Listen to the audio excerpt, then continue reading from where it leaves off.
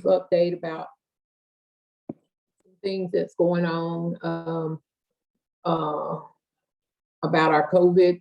That's always a big topic in the last couple of years, when we're going to be able to congregate back together and all those things. Encouraging people. I think I thought this in my head, but I never did say it, to if you haven't gotten boosted, because it's hitting us older people harder, so that we don't get as sick. And if you're having problems getting nutritional, SNAP is available to especially us seniors. And let me see, we've got some things on the horizon, our snowflake ball, and we've got a little thing planned for Valentine's Day, actually, a drive-through, and we've got our Pancake Fest that we're looking forward to in April. And those were some of the highlights that we had. There was, of course, lots of other stuff talked about, but and those of you that are grandparents, as parents, there are lots of resources for you guys. So don't hesitate to reach out. 211 is your friend. You can find out so much information by calling 211. So I think that was about it. That's perfect. And I'll turn it over to Dotty. Hello, everyone. I'm Dotty Livers. I'm the director of the Office on Aging here at CAC. It's so good to have all of you here today. I just have a couple of things, and I was trying to make sure I didn't repeat anything Yvette said. But we have a couple of events. If you got our agenda, it's on our agenda. Coming up on April 1st, O'Connor Senior Center is hosting their annual Pancake Fest event. So you can come out and have some fun, get some good information, and of course, get some pancakes and sausage and drink and yummy stuff that are good to eat on a Friday. So stay tuned for that. It's 7 a.m. to 1 p.m. on April 1st, and tickets will be available shortly if they're not already. But we just are appreciative that you all are here, and I am going to turn it over to Angela. Thank you, Dottie. First, I'd like Sarah Mary Wallace. She is our Senior Information and Referral Manager. Talk about a benefit, and it kind of ties into the presentation. It's a COVID funeral benefit, and we as the Office on Aging are helping seniors navigate accessing that benefit if you have unfortunately had a loss due to COVID. So Sarah Mary, you are muted. There she is. Hi, thank you for having me, Angela. Thank you, Council on Aging. As Angela said, I'm in charge of our Senior Information and Referral Program. If you have a yellow senior service directory, that's us. Inside the cover, it says call us for more information. One program that we have recently learned more about is FEMA, the Federal Emergency Management Agency, has funds available for families of individuals who have passed away from COVID-19. It's the Coronavirus Funeral Assistance Program, and families can be reimbursed up to $9,000 for the costs that they incurred, the final expenses of their family member. So if somebody since January 20th of 2020 has passed away, and COVID or coronavirus 19 is listed on their death certificate, it doesn't have to be the primary cause of death, but if it is on there, even as a secondary contributor, they can apply for these funds and can be reimbursed for things like burial plots, cremations, headstones, clergy services, funeral home services.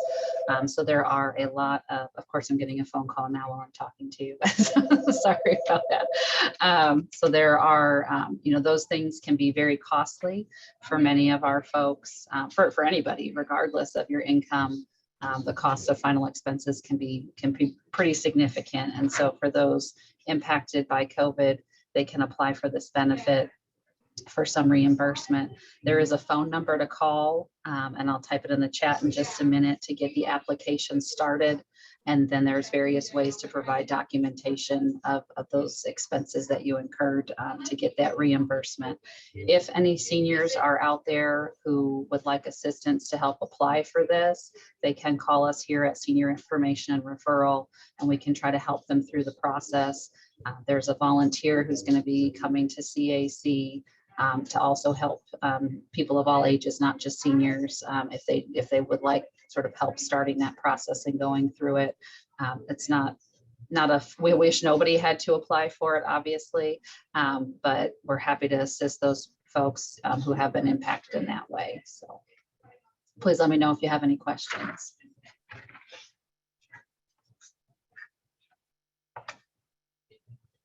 Perfect. Thank you, Sarah Mary. And if you do have any questions, feel free to call our office, 865-524-2786, or Senior Information and Referral.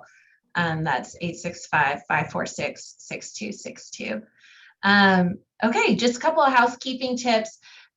We are going to ask that you stay muted for the duration of the presentation, and then we'll unmute you if you'd like to ask a question, but you also can use the chat feature if you are on a tablet or a computer, and type in your question, and we'll be able to make sure that those get answered at the end.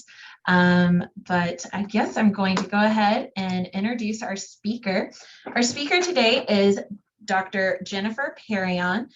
She earned a Master's of Arts, or a Master of Arts in Liberal Studies, and then PhD in Health Education from the University of Toledo. Prior to joining the University of Tennessee as an assistant professor of practice in the online Masters of Public Health program, she taught public health and aging courses to undergraduate and graduate students. Sorry, lost it. At the University of Toledo and Indiana State University. She has a graduate certificate in Contemporary Gerontological Practice, and her research interests are focused on aging, especially the needs of family and professional caregivers, and the social experiences of older adults with dementia. Currently, she is investigating a multisensory technology designed to deliver engagement opportunities for older adults with moderate or severe dementia. And she's doing a lot of other stuff too. Very, very interesting. She was a speaker at our Aging and Family Affair this past year. So welcome back, Dr. Perion. Thank you very much. It's good to be here today. So I'm going to share my screen. Now I'm going to take my whole screen up so that you can see all of my slides. So I guess, Angela, if I have a comment that I need to address right away, let me know, okay? Okay. And hopefully, oh, wait, hang on one second.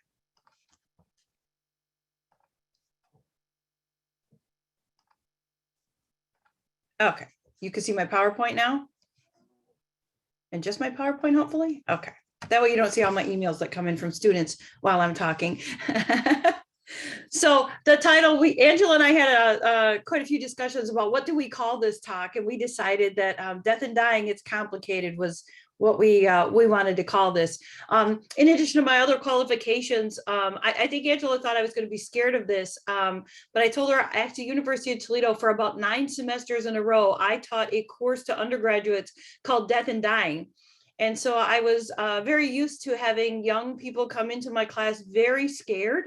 What is death and dying going to be, and what are we going to talk about? And working them through some pretty complex ideas about death and dying.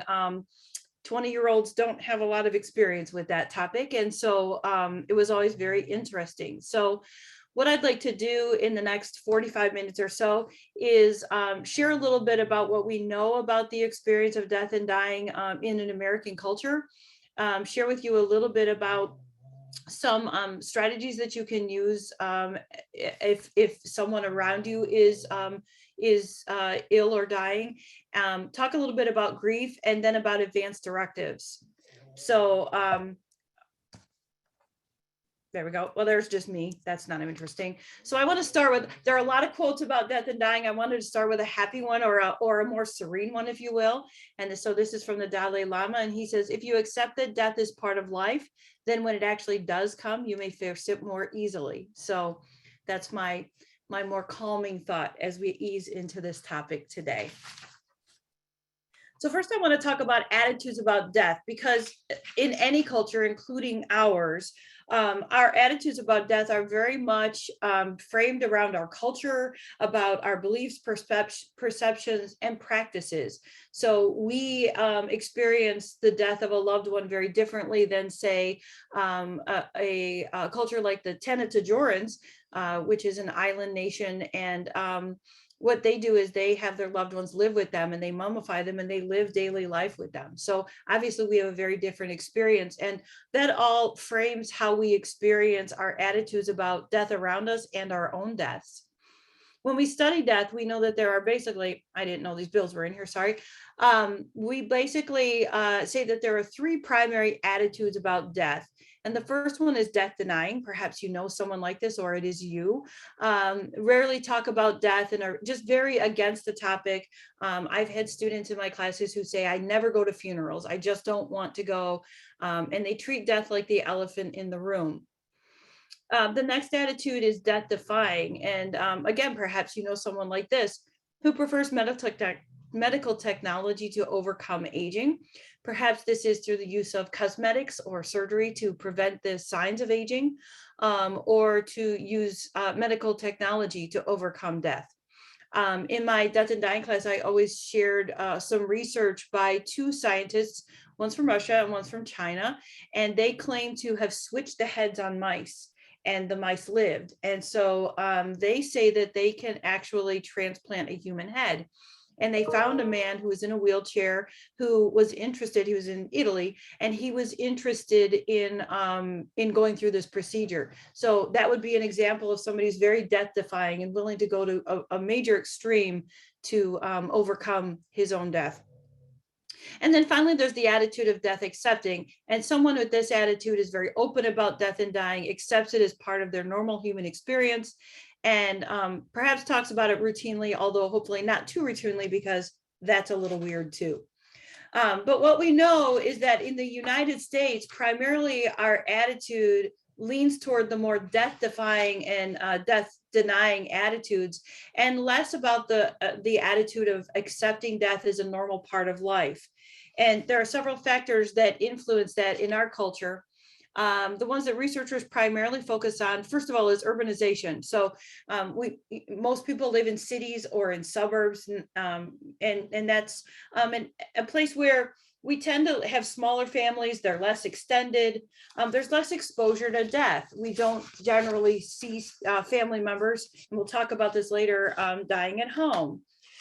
Geographic mobility, so we don't necessarily live near our loved ones, and that leads to more impersonal bonds. And finally, a marginalization of the old and sick, so that they're less visible in our society.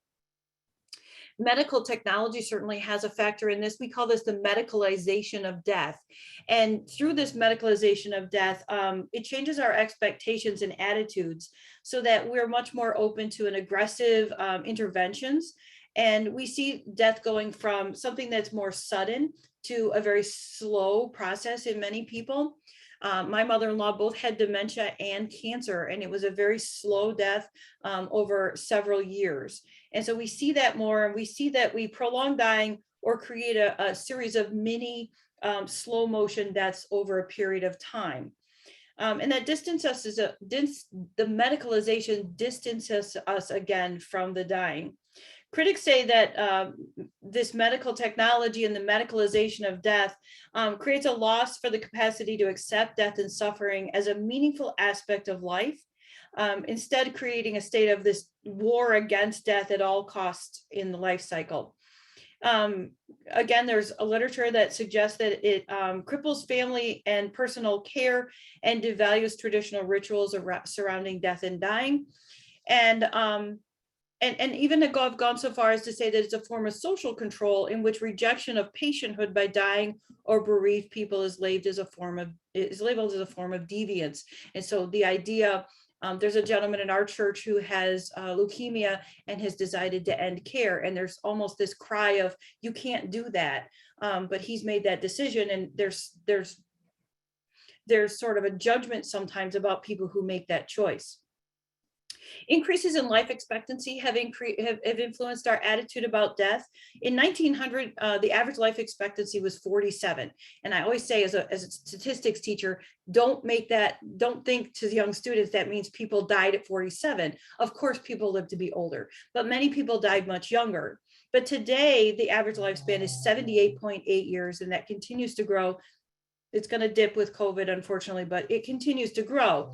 And so in 1900, only about 17% of Americans lived to 65 and older. So it was a rare thing to live to 65, 17% of the population. And today we expect that 75% of our population will live to 65 or older. So there's this transition of growing old is something unique and special to pretty much everybody grows old, and it changes our expectations and ideas about death. And then finally, just a general secularization. And this is sort of a increasing worldview that sort of takes away some of our traditions and institutions that we have used in the past to celebrate or experience death. And so if we think about this, for most of human history, people died at home surrounded by their loved ones. This painting is George Washington on his deathbed. And we can see that it's serene. People are contemplative, they're sad, but there's nothing frenetic about, there's nothing crazy about this scene. George Washington himself looks quite calm. He looks just like he does on my dollar bill.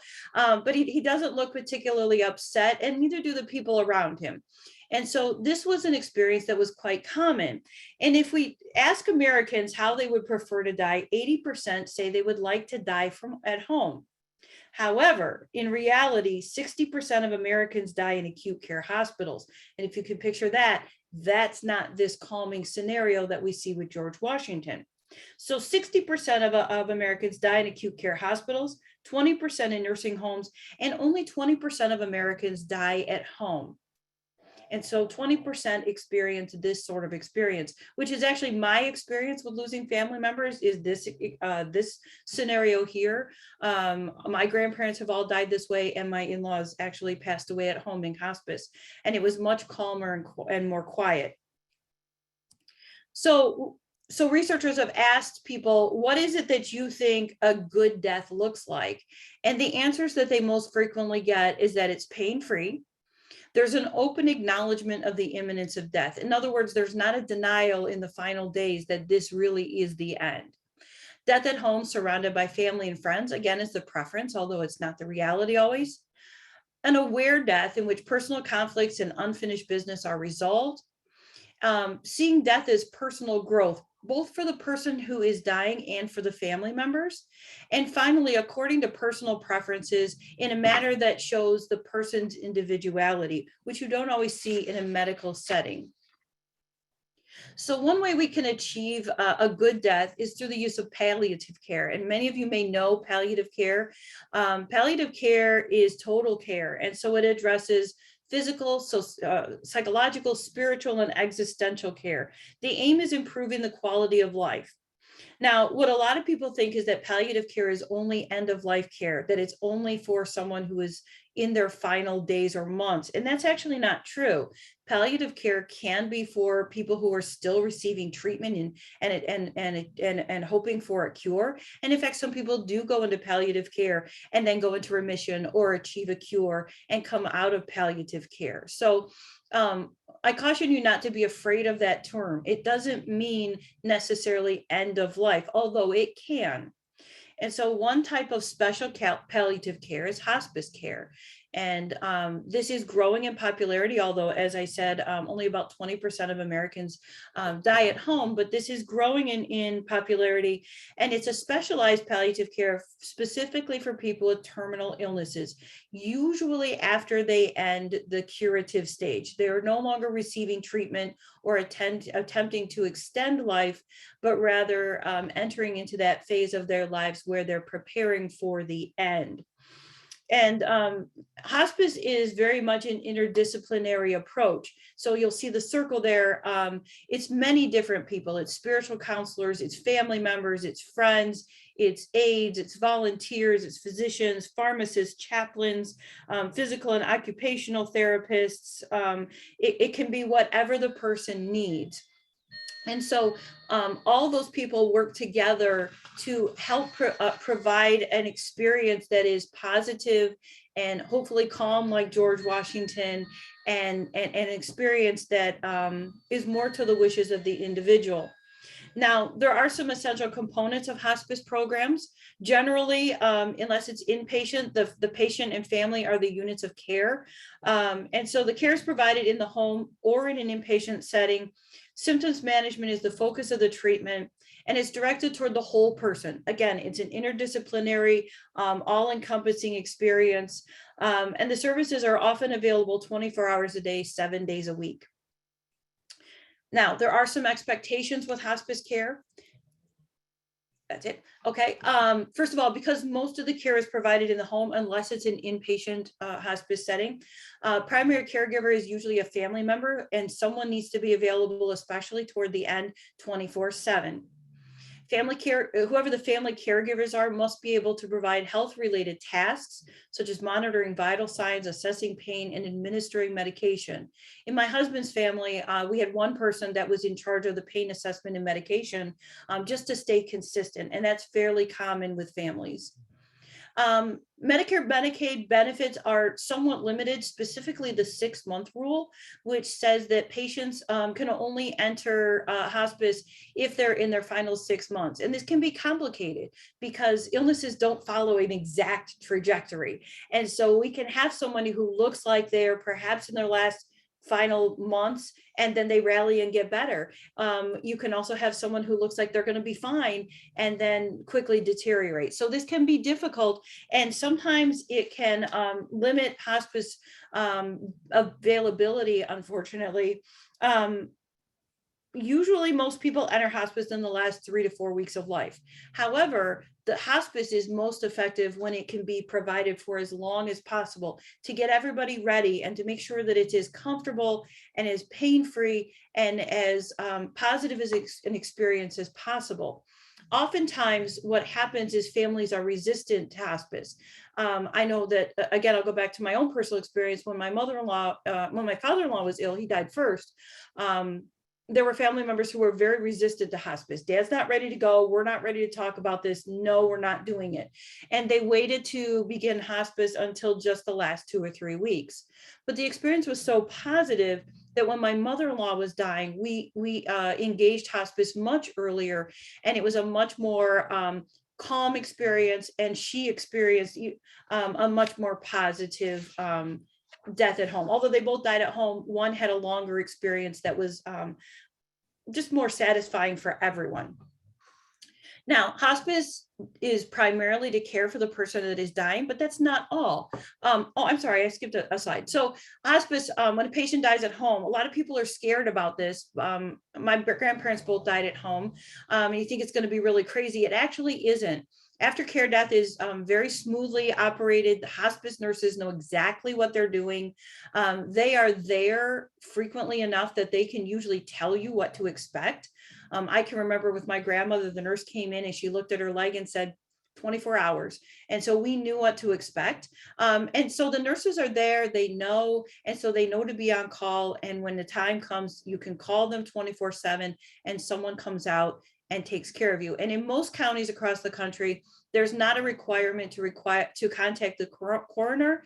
And so there's usually a smooth transition of the individual from the home straight to the funeral home or wherever is the preference for the family. And so it can just be much more calm and quiet and less disruptive for everyone.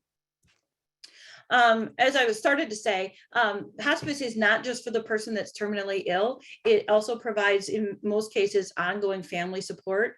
And if you think about it, being with someone and caring for someone who is dying is a confrontation with your own mortality. And it does make death very real and personal. And so hospice programs continue past the death of the patient, offering grief and bereavement services. And these can be very beneficial.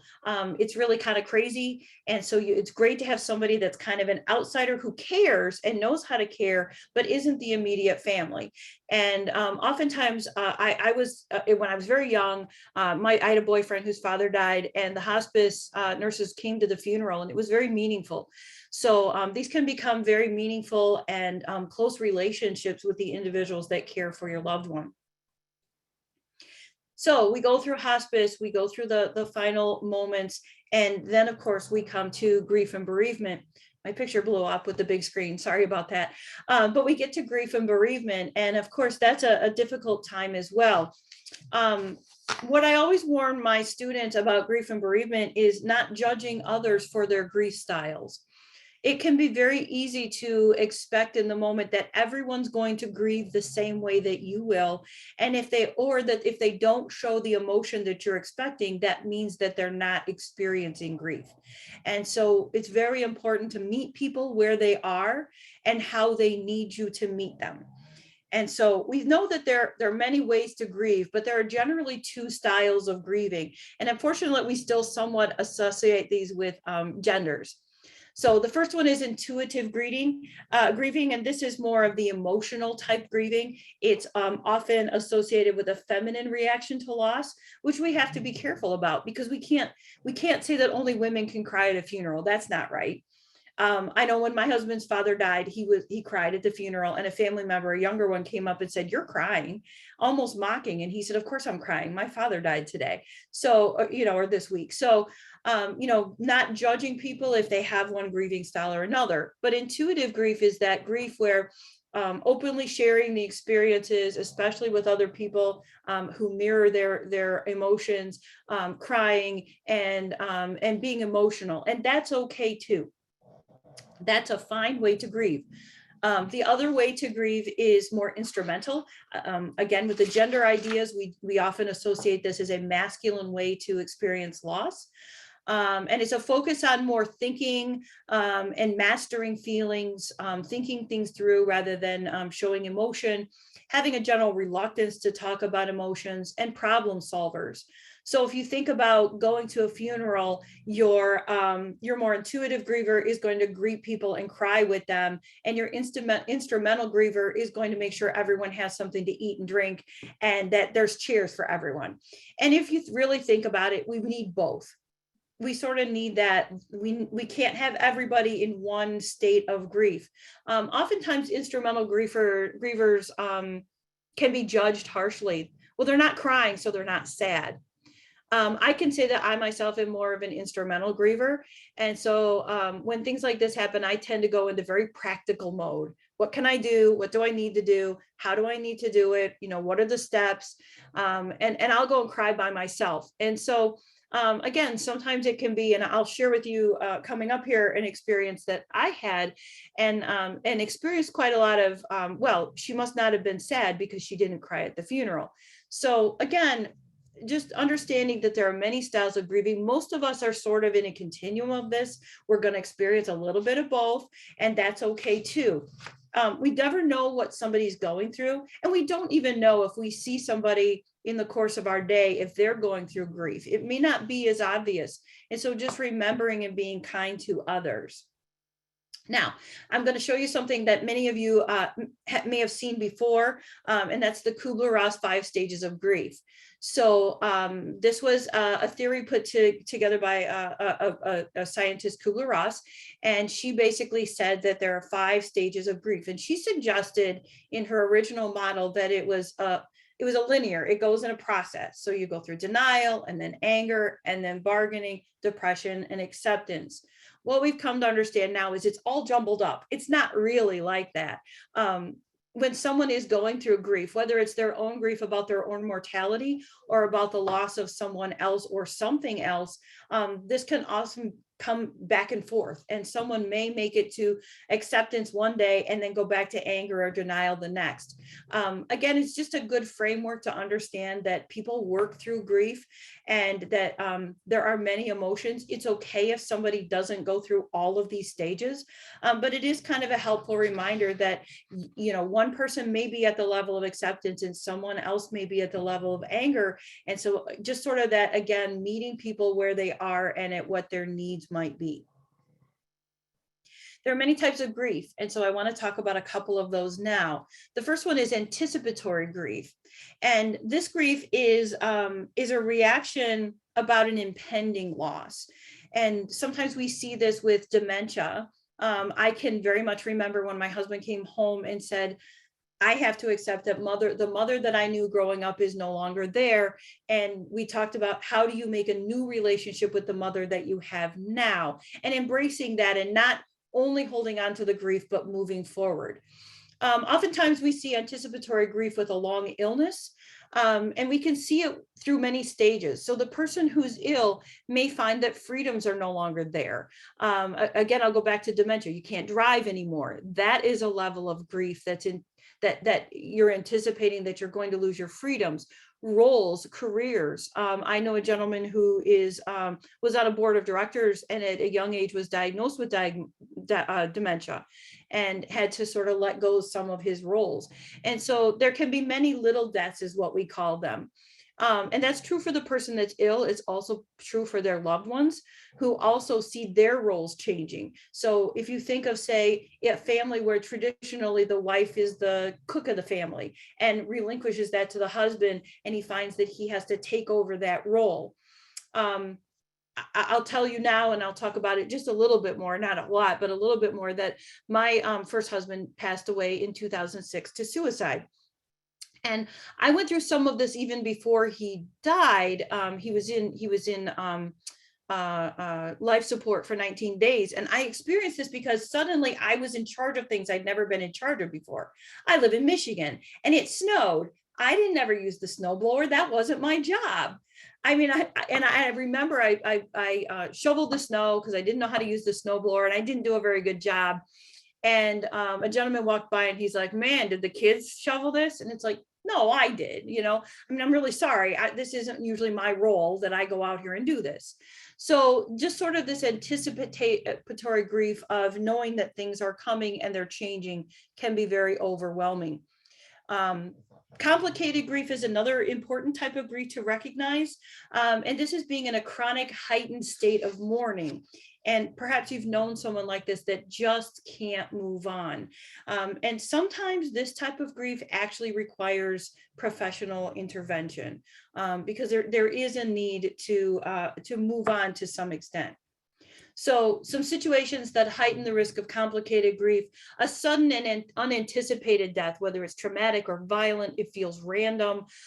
Certainly we would call COVID one of these, where it doesn't make sense and it's very outside of the norm, especially for family members who have not been able to be with their loved ones when they pass. It can certainly add to complicated grief. Death from an overly lengthy illness, it becomes part of your life. It becomes part of the norm. And so it can be very difficult to let go. Death of a child. If you feel that it was preventable, if I'd just done something, then perhaps they wouldn't have died. And relationships that are particularly volatile can bring about complicated grief. Mental health problems obviously increase this, and a perceived lack of social support. Again, coming back to that idea of, we never know where somebody is in their grief or their experience of loss. And so making sure that we provide support. Another type of grief that's very closely related to complicated is, yet again, I skipped a slide.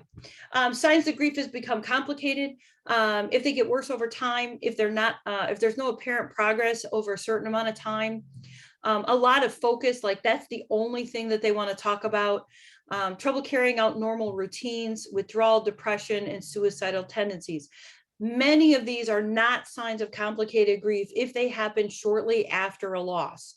But if they continue over a long period of time, that's an indication of a more serious issue that may actually require some intervention or assistance.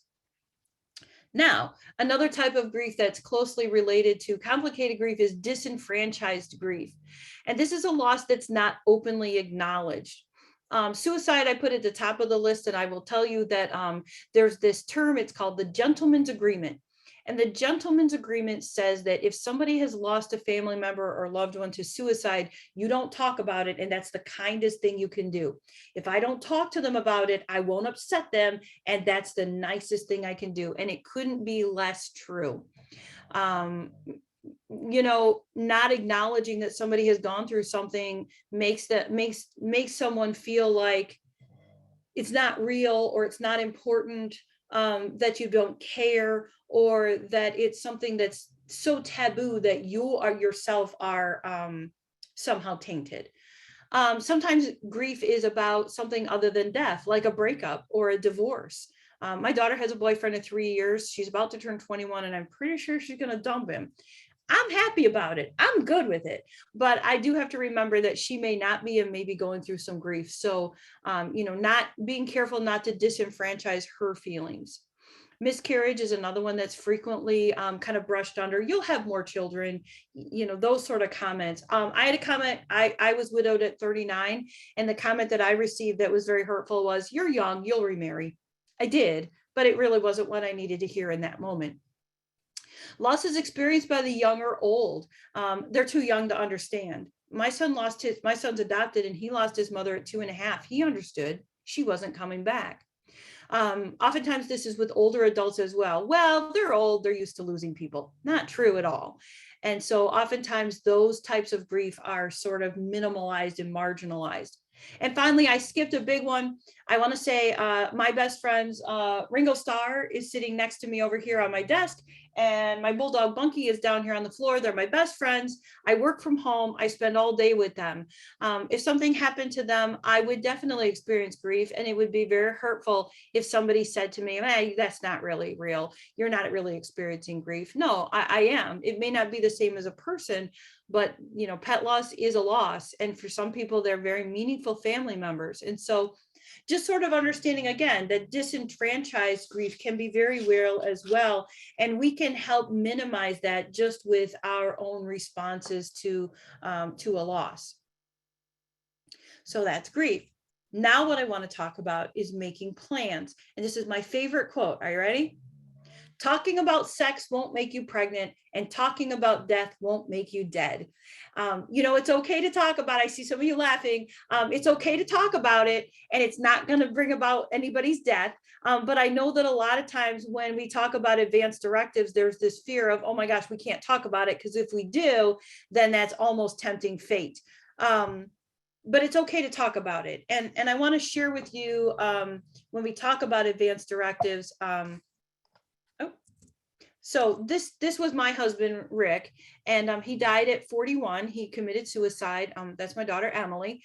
And it was a very traumatic experience on many levels. It was difficult. I was 39. I had a 5-year-old in kindergarten and a just about to turn 9-year-old third grader who had lost his mother when he was 2.5. So there were all of these things going on, and it wasn't easy. But one of the things that did make it easier is that we did have advanced directives. We did have a living will. We did have power of attorney. We had a will. We had trust set up. And that did make things easier for me for a whole lot of reasons, from the paperwork, from the just knowing what to do, down to family members who wanted to do other things. I had it all there in a plan, and equally as important, I knew what Rick wanted. And so when it came time to deciding whether to remove life support, it wasn't all on me. I knew what he wanted. He put it in writing, and I was able to go back to that and say, okay, what's the right thing to do that he wanted me to do? And I had that. So it was a kindness that he had done that for me.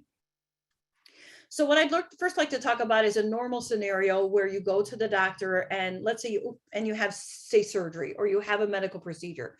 You all sign the informed consent. We all know this, right? We have to sign it. These days it isn't a real pen half the time, and you just sign on the little box. What you're doing is giving consent, and you're saying that you're freely giving your consent.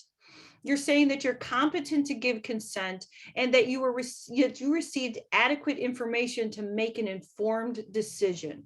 That's informed consent. It's an ethical requirement in medical care in this day and age. And that's good. That's fantastic. But it assumes that the person that's giving that needs the treatment is competent and aware and awake, or able to express their wishes. And I don't know if all of you remember the case of Terry Schiavo. So back in 2005, Terry Schiavo was she had been on life support for quite some time. And her husband said that she had told him she did not want to live in a vegetative state. So he sued the courts to remove life support. But Terry Schiavo's parents said no. And there was nothing in writing. And so there was a huge court battle back and forth. And if you remember this, it was on the news almost every night. Terry Schiavo's feeding tube has been removed and she's going to be allowed to die. And then a day later, it's been put back in and she's going to be allowed to live. And it went back and forth until she finally did pass. That experience was the year before my husband went on life support. So that was very much on my mind and very much on our minds when we decided to do our advanced directives. What advanced directives allow you to do is take control of your decisions. I got to make a mental note to take those bills out. And so you take control of your decisions and you make sure that others around you know in writing what it is you want. So you talk about your end of life decisions with your family. Do you want to be an organ donor? Make sure people know that.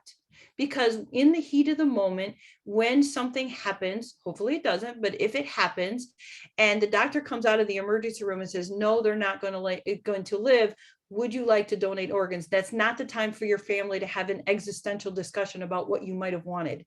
So you need to express your wishes ahead of time.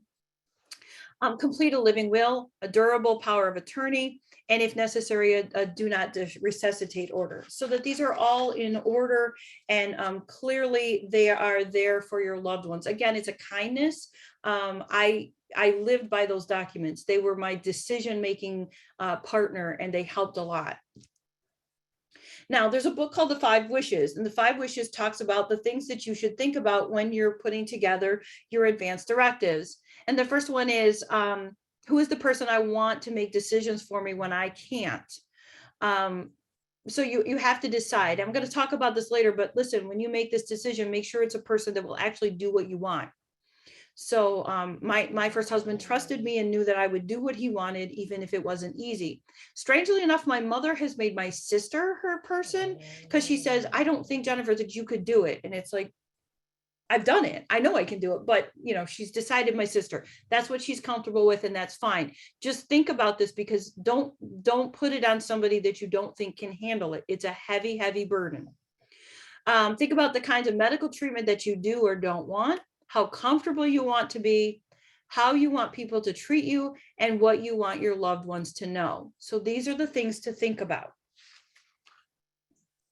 Now I'm going to talk about some different types of documents. The first one is a living will.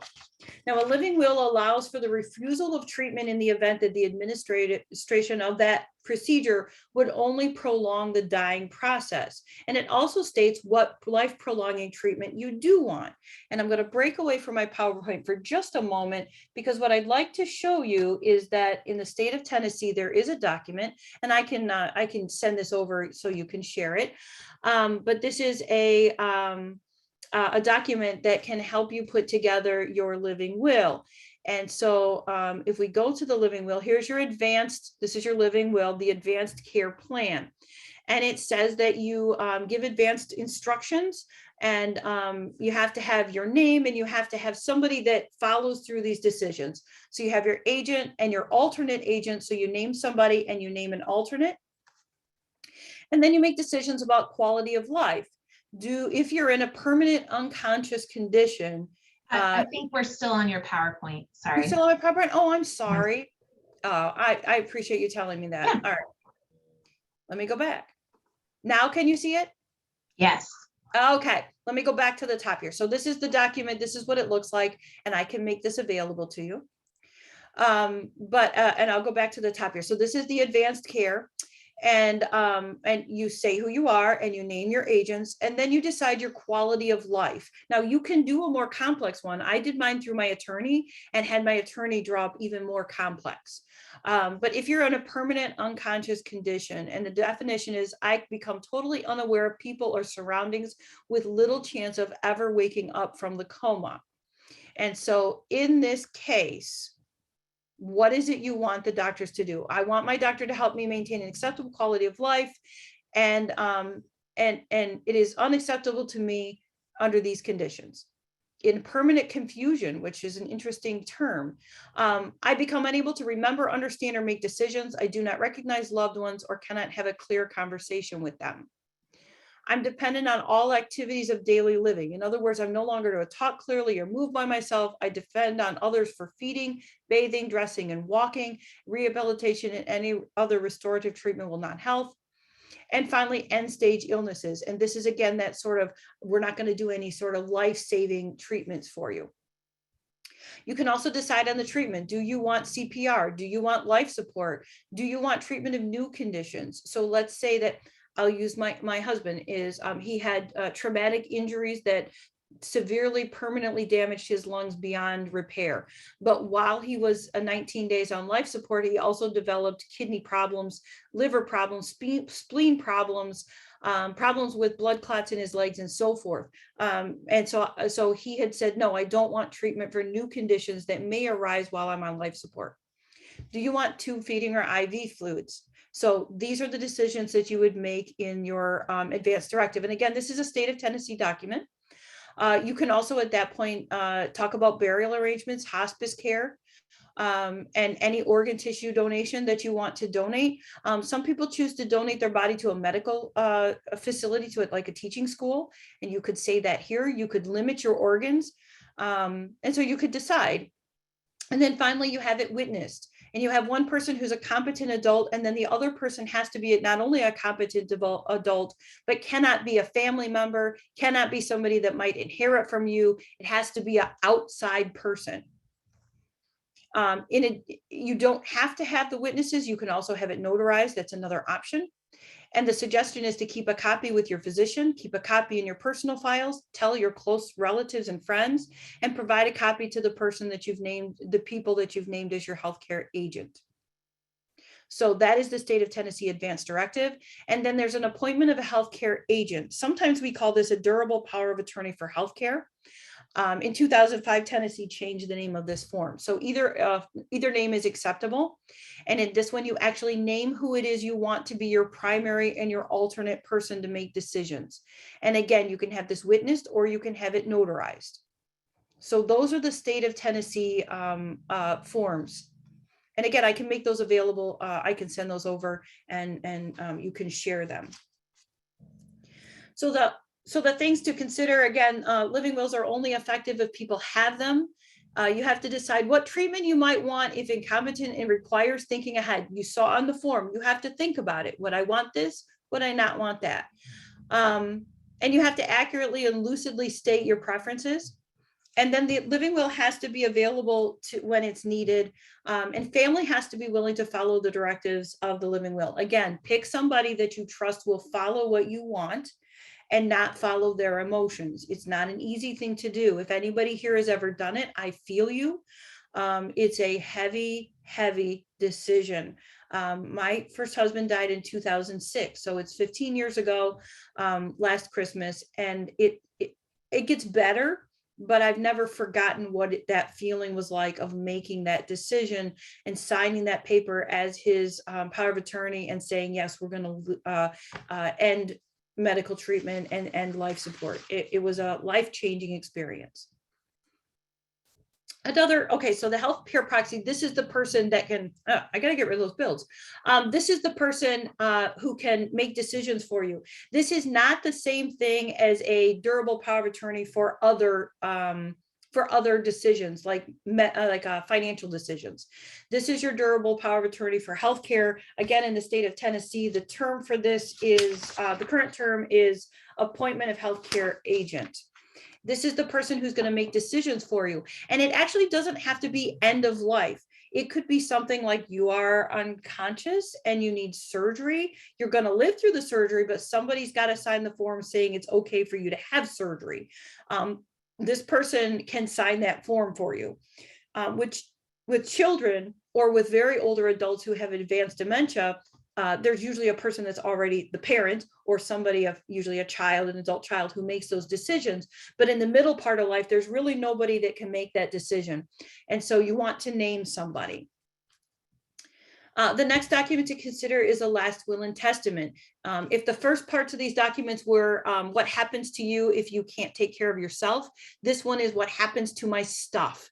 And so if you want somebody in particular to get your dog or cat, if you want somebody to get your grandma's, porcelain or whatever it is, china, then you have to do a last will and testament to decide. And so that's a very important document. You can do that without an attorney. You can do it with an attorney. One thing to know is in the state of Tennessee, you do not have to notarize your last will and testament. However, you can do in Tennessee what's called a self-proving will. And what that means is that if you have it notarized, in the event that something happens to you, the probate court does not have to go track down the two people that signed as your witness and get them to authorize that that is in fact your last will and testament. So the state of Tennessee recommends having it notarized, but again, you do not have to. And there are forms online that you can fill out if you don't want to hire an attorney. Depending on how complicated your last will and testament is, it can cost anything from a couple $100s. Most states have like free legal services for older adults. If you have a complicated last will and testament, it can cost $1,000 or so. And finally, the other document I want to talk about is a trust. And a trust can be one of two things: a living trust, which is effective immediately. Perhaps you're a grandparent and you'd like to leave money to a grandchild for college, but you want to put some stipulations. They can't use the money to buy a sports car. And so you can do a living trust that's effective immediately, or you can do what's called a testamentary trust, which is effective upon the death of the grantor. So when my first husband passed away, all of our stuff, all of the life insurance money went into 3 trusts. Some went into a trust for me, some went into a trust for my daughter, and some went into a trust for my son. And the house went into a trust. And what that did is it protected us in many ways. We had family members who kind of laid claim to some things, and they could not do that. It also helped us a little bit with some tax sheltering. So it's a good idea to look into. Be aware that with a testamentary trust, if you leave money to minors, probate court will become involved until they become adults. And so I actually did have to, for both of my children until their 18th birthday, send an accounting report every year. So something to be aware of, but the money is theirs. And once they turned 18, it's there. My daughter is paying her way through college with it. So best to talk to an attorney and make sure that you know the best way to go through the process. Now, the last thing I actually want to talk about is Social Security benefits. Does anybody know how much, maybe put it in the chat, do you know how much Social Security Administration pays as a death benefit?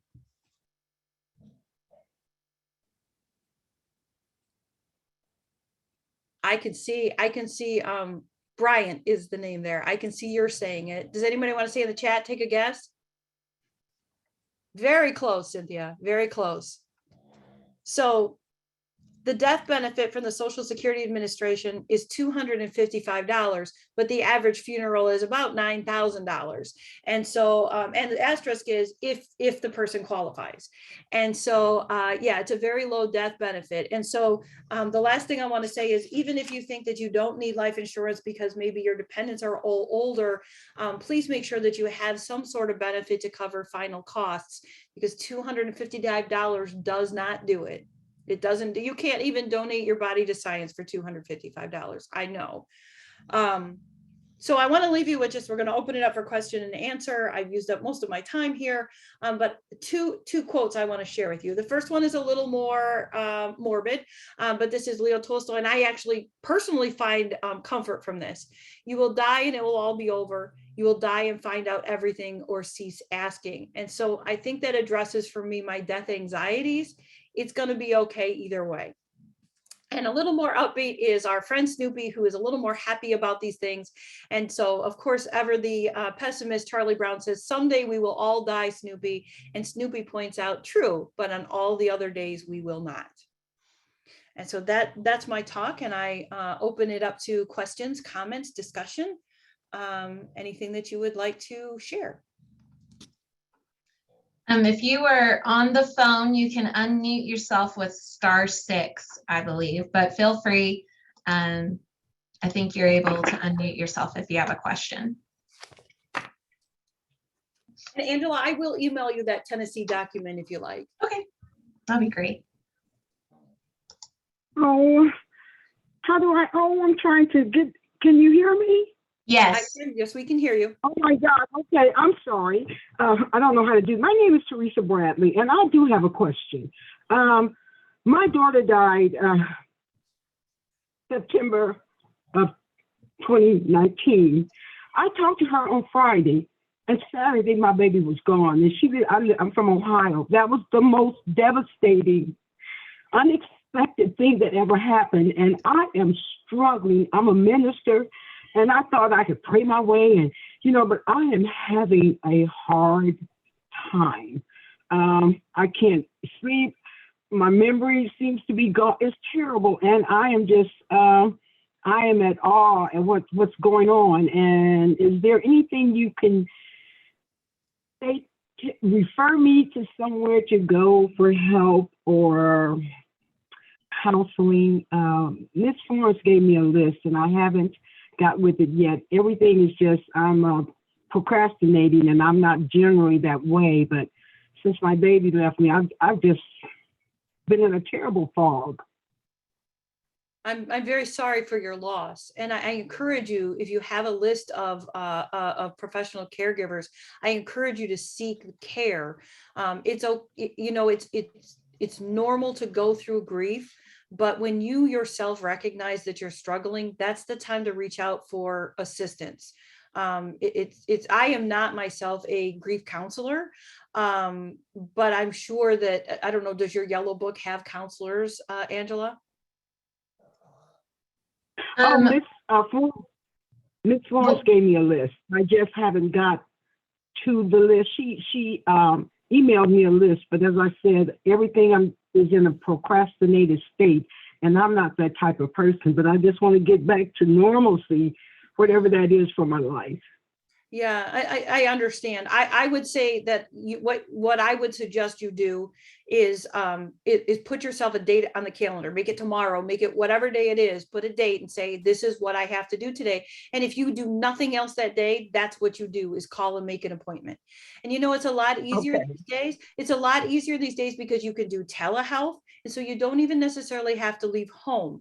You can do it through, like we're doing now, through a Zoom. And that may be helpful just to get started. So you don't have to go through. I know these talks that that many people do to themselves is, okay, but if I make an appointment, then I have to get dressed and I have to drive there and I have to, do all these things. If you, and so sometimes it feels like that's too much to ask, right? Yeah. So you may want to consider, where in Ohio are you, Teresa? No, I am in Tennessee, but I'm from Ohio, Dayton, Ohio. I live here in Knoxville. I'm sorry. Okay. Yeah, I live here in That's Knoxville. Okay. I had this crazy hope maybe you were near me. I live right near Toledo, Ohio. But what I would recommend you do is whatever day it is, if it's not tomorrow, it's Monday, you put it on your calendar and say, if I do nothing else that day, the one thing I'm going to accomplish is I'm going to make myself an appointment. And the day of the appointment, you're going to say the same thing to yourself. If I do nothing else today, if I don't even change out of my pajamas today, the one thing I'm going to do is I'm going to go to that appointment, because after the first appointment, it gets that much easier. Okay, thank you. So I even feel a little better. Thank you so very much. I'm so glad, and I am very sorry for your loss.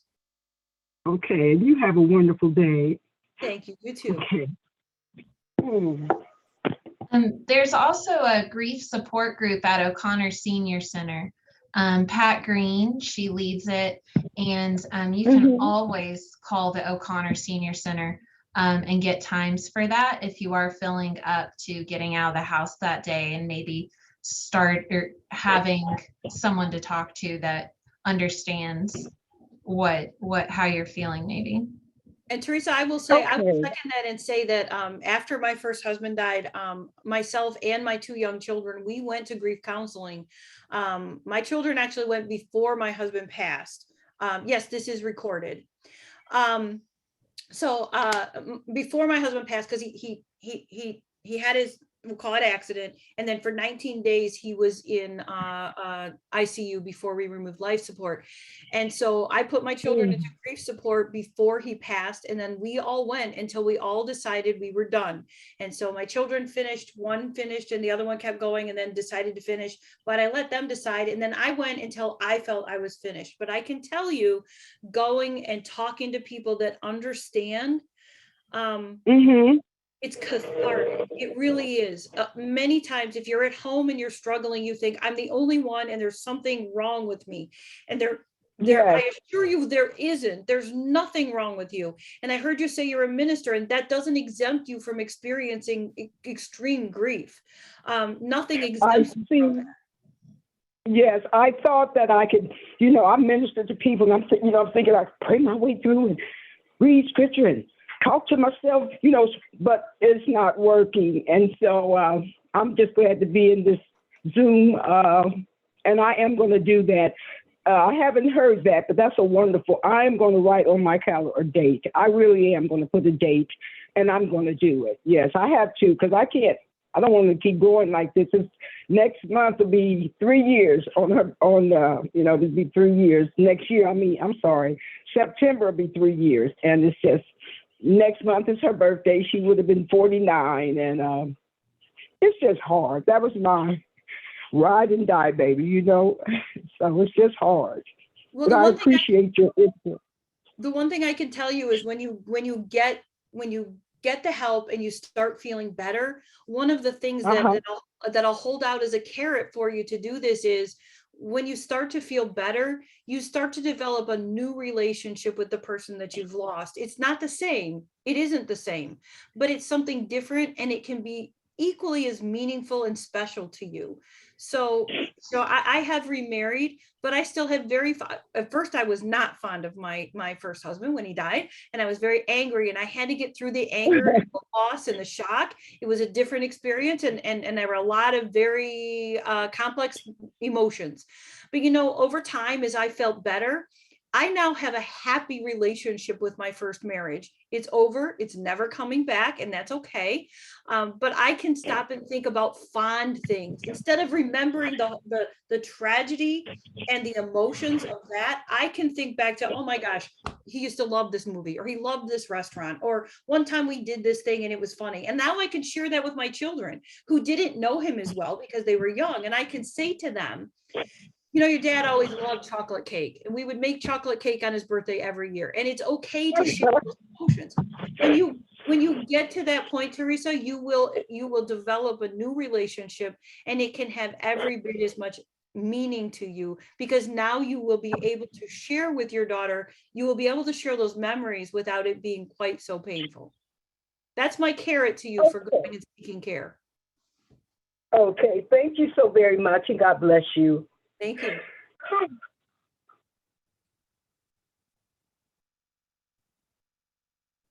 I see the question, can we have a copy of my slide presentation? Angela, I believe I sent that to you already. Yeah. Let me make sure that I believe you have. So yeah, we can definitely put that on the website. If you go to our knoxseniors.org website, we'll have a recording of this presentation, and I'll also see if I can link, I know I can link the presentation as like a PDF or something.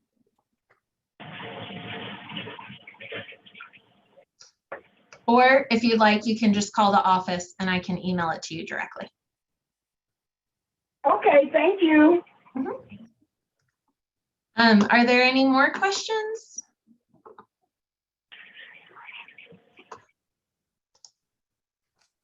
Yes, if I were to move back to Ohio, and if I had a will here in Tennessee, would it be valid in Ohio? I'm not an attorney. Usually they are. But what I would do in that case is, if you move back to Ohio, I would contact your local aging agency wherever you live and ask them for, again, most communities have, do you guys have like a free legal service? Yes, we have Yes. Legal Aid of East Tennessee. Yeah, most do. And what I would do is just contact them and ask them for that contact, and you can ask that question. So I wouldn't want to give you legal advice. Most do carry over states, but you would want to make sure. And the same thing with your advanced directives. They generally carry across states, but you would want to make sure because wordings in different states can be different. Okay. Thank you. Thank you. Well, this is Donna. I have a 95-year-old father who's at actually right now. And I've talked to people and they tell me that I need to give my father permission to leave me. Is there something to this?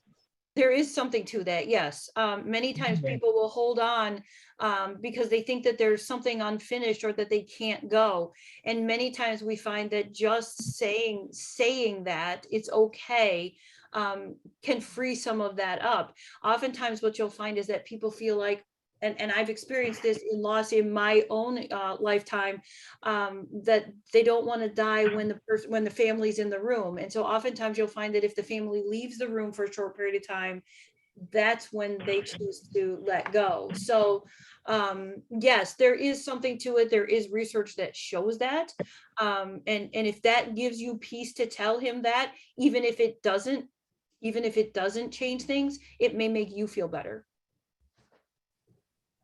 I will tell you that when my father-in-law was dying, my husband sat down and wrote him a letter, and he got up in the middle of the night. I knew when it was. He said he was going to do it, and he got up in the middle of the night, wrote him a letter, and you could just feel the peace that he was feeling after he had said things. He went and he read it to him. Not sure, who knows if he really understood it or not, but it gave my husband great peace to read it to him. Thank you. There was a question about a good updated list of grief support groups. You can call our information and referral line and we'll try our best to get that for you, or at least the ones we know about. And then the other thing was legal aid. Their main intake line number is 865-637-0484, and seniors living in Knox County are eligible to receive free legal services regardless of income. So if you have any specific questions regarding wills and stuff, you can definitely ask them. And then Sarah Mary said the Mental Health Association of East Tennessee actually is where we frequently refer connections or to find connections to host of things like mental health providers and grief counselors. And then most area hospice providers also operate grief support groups. You do not have to have had to use their hospice service to participate in these groups. Many churches also offer grief support programs, so that's also an option. And I'll also point out, because I told you that it's a good idea to get your documents notarized. If you have a bank, if you go to your bank, they will usually notarize for you for free. Sometimes you have to call ahead in the age of COVID. Sometimes you have to call ahead and make sure that you can come inside. I actually had something notarized through the drive-through during COVID, so which was weird because I don't know that they could even see me, but they did it anyway. So so you can have things notarized at your bank for free or credit union. I typed it in the chat because I didn't want to interrupt folks talking, but folks are certainly welcome to call us at Senior Information and Referral, and we'll try to find them a resource, in their neck of the woods. As you said, with COVID, everything is sort of, different groups are in different places, some meeting online, some in person. So you're welcome to give us a call, and we'll do our best to connect folks if it's something that they're needing.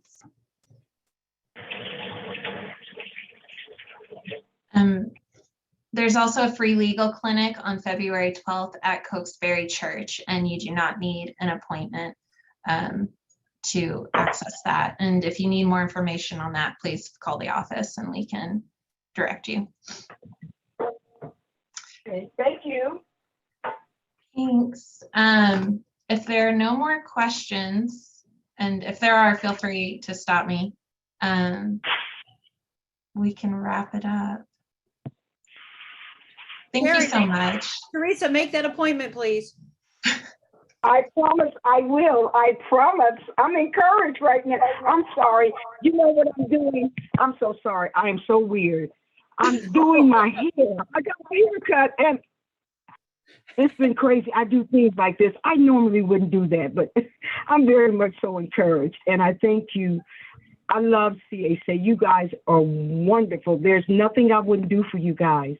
You're wonderful, and bless you all. Well, thank you. And thank you everyone Okay, for attending.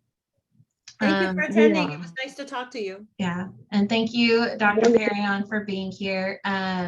We are so glad that you're able to present this, and we've gotten a lot of great feedback. And like I said, this will be online. And if you have any questions for our presenter, I can definitely get you in touch. All right, well, thank you guys, and we'll see you next month on March 10th. Bye.